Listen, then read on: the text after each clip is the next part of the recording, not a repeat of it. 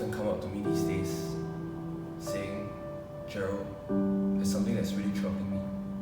And often reply, what is it that's troubling you? Is it where to find us in Singapore? Is it COVID-19? Is it where to take temperature in North Spine?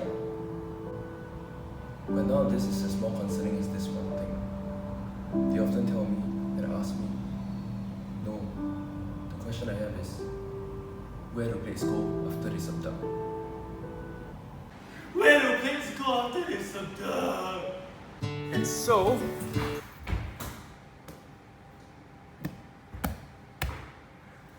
since the question seems to be on everyone's mind, I thought I'd do you guys a favor by doing a 5-minute quick tutorial on where do plates go after they subduct. Now most of you might be racking your brains at this moment trying to figure out what is a subduction zone, but fret not, let me spell it out for you. Kinda looks something like this. Subduction zones are descending limbs of mantle convection cells involving the process of two converging tectonic plate movements. Things like sediments, oceanic crust, and mantle lithosphere return and re-equilibrate with the Earth's mantle. It's pretty much like the Earth's largest recycling system. And it is also a place where tectonic activities like earthquakes, volcanoes, melting of the mantle happens as well. But what drives subduction though? Well, it turns out that the excess density of the mantle lithosphere and also its sinking in subduction zones, they are the ones that provide the force that drives the power to move the plates, while also inducing convection in the overriding mantle wedge. Here we dive into the key question, what happens after the plate subducts? Let's break down this process step by step. Here we have a quick schematic of the Earth's cross-section, and we'll start with the subduction to transition zone. The subduction and transition zone is located between the lower mantle and the upper mantle at a depth of roughly 410 to 660 kilometers. It turns out that subducting plates appear to flatten and stagnate as they reach the base of the upper mantle, while others go through unimpeded. So we know that the subducting plate stagnates, but why? This is where the upper and lower mantle boundary coincides with an endothermic phase transition, which is a side of viscosity increase, and this hampers the flow across the boundary. So this temporarily stagnates subducting plates. They can be delayed for up to tens of millions of years. And that's still not enough time for me to memorize the geologic timescale. Jokes aside, we can expect to see folding, bending, and shearing in the upper mantle, associated with the bending off zone.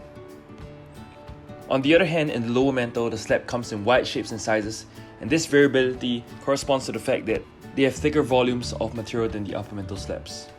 So they thicken by around a factor of 2 to 5. And we see a lot of folding, thickening, and rounding in this stage. In general, the subducting plates tend to take on a more rounded form as they sink in order to sink efficiently. The subducting plate also tends to thicken from the upper to the lower mantle. Some of the subducted slab might pond all the way at the base of the transition zone, or might eventually reach the core mantle boundary, where they might be reheated and resurrected as a mantle plume. The science behind the forces that affect the subducting plate in the transition zone. Now this picture is a summary of the forces that the plate faces as it subducts. In short, at the green to blue boundary, there's an additional driving force due to the shallowing of the exothermic phase transition. While at the blue to purple boundary, the slab is hindered from further sinking due to the increased viscous resistance and a deeper endothermic phase transition which adds a positive buoyancy to the slab.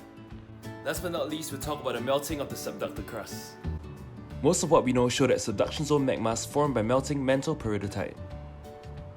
These melts then face the difficult task of rising against things like lateral or descending mantle flow. But how do they do that?